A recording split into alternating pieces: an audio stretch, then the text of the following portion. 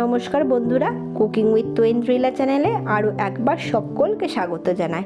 আজ আমি নিয়ে হাজির হয়েছি একদম অন্যরকম একটি রেসিপি। আজ আমি করব গাটি কচুর দম। খুব জলদি একটি রেসিপি, চলুন শুরু করা যাক। আমি এখানে নিয়েছি 300 গ্রাম গাটি কচু খুব ভালো করে ধুয়ে কেটে রেখে দিয়েছি। এছাড়া আমার লাগছে কাঁচা লঙ্কা, একটা বড় সাইজের টমেটো, 10 থেকে 12 কোয়া রসুন, অল্প একটু আদা, একটা বড় সাইজের কুচনো পেঁয়াজ। এবার কড়াইতে দিয়ে দেব বেশ খানিকটা সর্ষের তেল। এবার আমি একটা ডিম ভেজে নেব।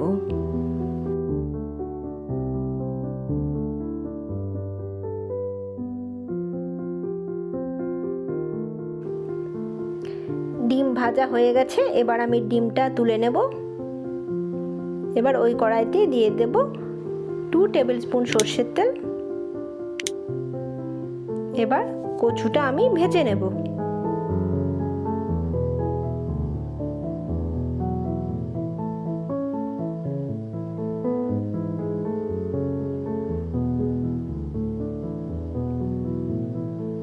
দিয়ে দেব সামান্য পরিমাণ হলুদ। ভালো করে ভেজে নেব। আমার ভাজা হয়ে গেছে, এবার তুলে নেব। দেব 2 টেবিল স্পুন সর্ষের তেল, দেব 1 টিস্পুন জিরে ফোড়ন আর 2টো তেজপাতা। এবার আমি কুচনো পেঁয়াজটা ভেজে নেব।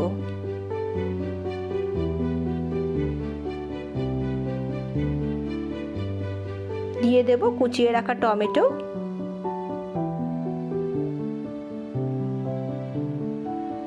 খুব ভালো করে ভেজে নেব। এবার আমি দিয়ে দেব আদা, রসুন আর লঙ্কার পেস্ট। আমি রসুনের ব্যবহারটা একটু বেশি করেছি, কারণ গাটি কচুর দমে রসুনের ব্যবহার বেশি করলে খেতে খুব সুস্বাদু হয়। দেব 1 টিস্পুন জিরে গুঁড়ো, অল্প একটু হলুদ, 1 টিস্পুন লঙ্কা গুঁড়ো, সামান্য একটু জল দিয়ে খুব ভালো করে কষিয়ে নেব।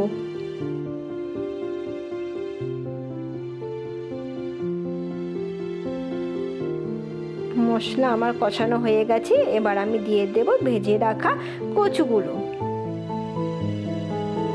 কচুর গায়ে মশলাটা আমি খুব ভালো করে মাখিয়ে নেব।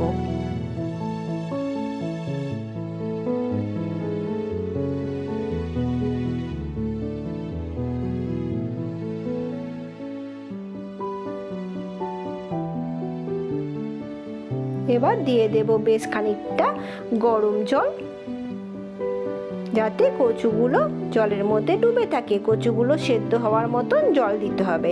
দেব স্বাদ অনুসারে নুন ও চিনি। একটু নেড়ে নিয়ে 5 মিনিটের জন্য আমি ঢাকা দিয়ে দেব।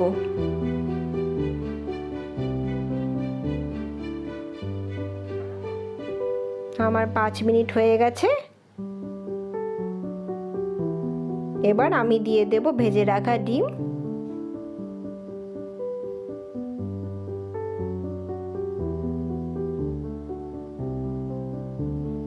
দেব 1 টিস্পুন গরম মশলা গুঁড়ো ও সামান্য একটু ঘি। এবার আমি গ্যাসের ফ্লেমটা বন্ধ করে দিয়ে 2 থেকে 3 মিনিটের জন্য ঢাকা দিয়ে রেখে দেব। আমার গাটি কচুর দম একদম রেডি হয়ে গেছে। আশা করি আপনাদের ভালো লেগেছে।